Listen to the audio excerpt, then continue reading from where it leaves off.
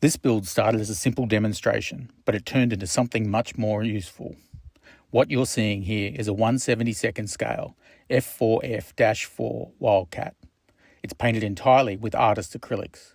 No hobby paints, no model branded acrylics, just a basic 12 colour artist set, prepared properly and used with intention. G'day model builders. The goal of this video isn't to replace model paints, and it's definitely not to claim that this is the only way to work. It's about showing what's possible when you understand the materials instead of fighting them. I'll be anchoring everything around this Wildcat build, because at the end of the day, this is still a scale model project. But the focus here is on setting up the paint, understanding how it behaves, and then actually using it on a real kit, including a couple of unexpected problems along the way. And honestly, those problems ended up being the best demonstration of all. I'll show you how it's done. This is the paint set I use, 12 colours straight from the discount shop. It cost about 14 Aussie dollars, roughly 10 US. Now, the most important thing to understand about artists' acrylics is something I almost never see discussed in modelling videos: opacity. Every one of these tubes has a symbol on it. That symbol tells you whether the paint is opaque, translucent, or transparent. And if you ignore this, you're going to have a bad time. Transparent colours are basically strong tints. They're designed to let light pass through, which is fantastic for glazing in art, but on a model, they can take 10 or more coats to cover. Translucent paints sit in the middle, usually needing 5 or so coats for coverage. Opaques are what most modelers expect: 2 or 3 coats, solid coverage. In this set, none of the colours are fully transparent, which is good news. But even then, coverage varies dramatically between colours like white, yellow ochre, and phthalo blue. Understanding this up front saves a lot of frustration, because if colour isn't covering, it's not bad paint. It's just doing exactly what it was designed to do. Straight out of the tube, artist acrylics are not model friendly. They're thick, they're sticky, and they don't level well at small scales. You can force them onto a model, but the result is usually brush marks, clumping, and very uneven coverage, especially in 1/72nd scale. So the key here is preparation. The paint needs to be thinned, stabilised, and given a consistency that works with both brushes and fine detail. Instead of thinning each colour every time I use it, I prefer to do the work once, properly, and store the paint ready to go, just like commercially produced model paints. That means decanting the paint into dropper bottles, adding a consistent reducer, and giving it time to settle and fully hydrate.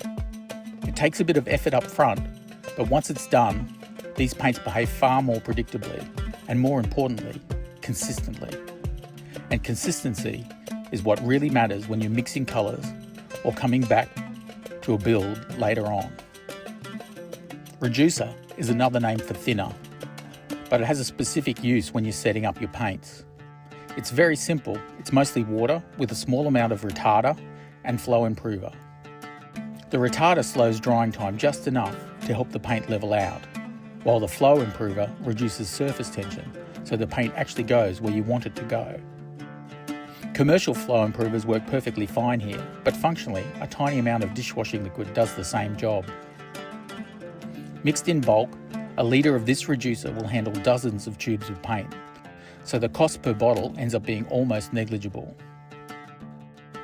What matters isn't the exact recipe, it's that every colour in the set is reduced the same way so they all behave consistently once they're on the model. You can use the reducer as a thinner when painting, but I tend to use either water or Windex.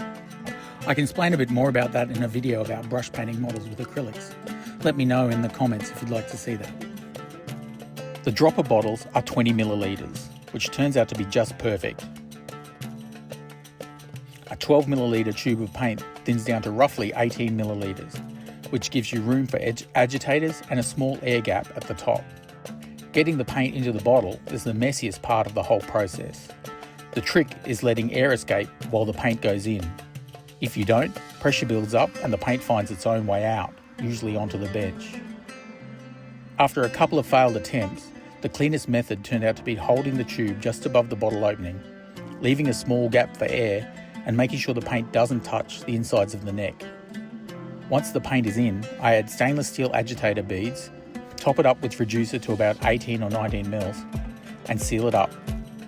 This little bit of airspace is important. It helps mixing and prevents unmixed paint from immediately blocking the nozzle when you invert the bottle.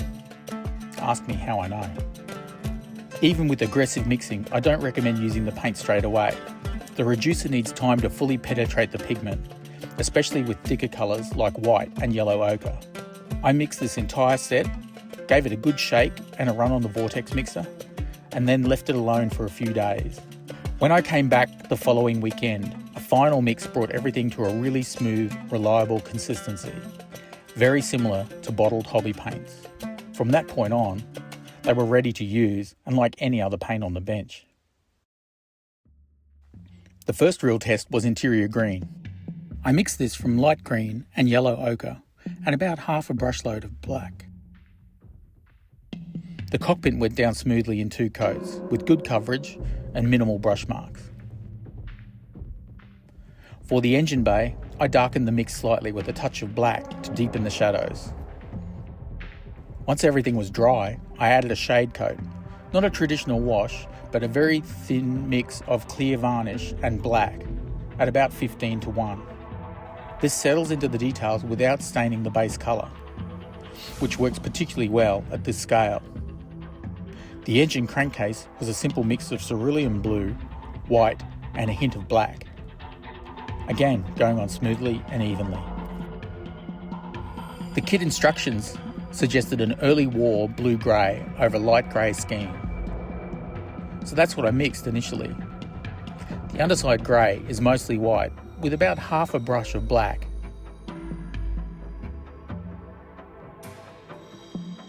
The upper blue-grey comes from cerulean blue, white, and a touch of black as well.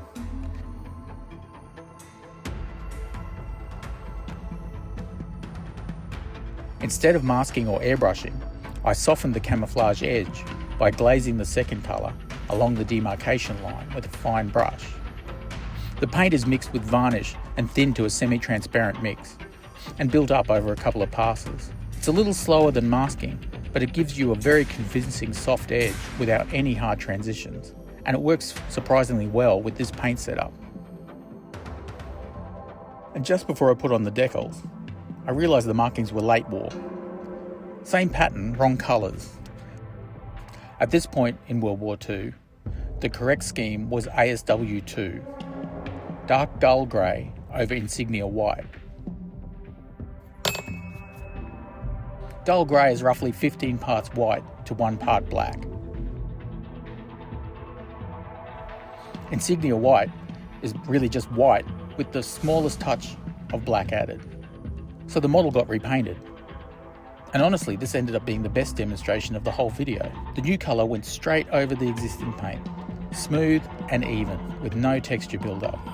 Weathering followed the same varnish-based shading approach. Black for panel lines, burnt umber for dirt, and a stronger umber mix for exhaust staining. Everything brushed on cleanly without lifting or tearing, which is exactly what you want from acrylics. In the end, this reasonably cheap 12-colour set handled everything from interiors to camouflage to weathering. Artist acrylics aren't a shortcut, and they're not magic, but if you prepare them properly, understand their behaviour and work with their strengths, they're absolutely viable for scale modelling.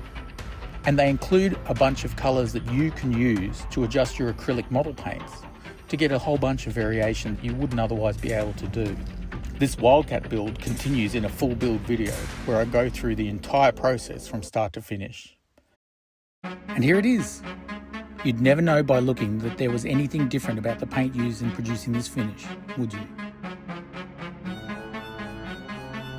Thanks for watching, and if you've made it this far and have enjoyed it, please hit that subscribe button. There's more on the way.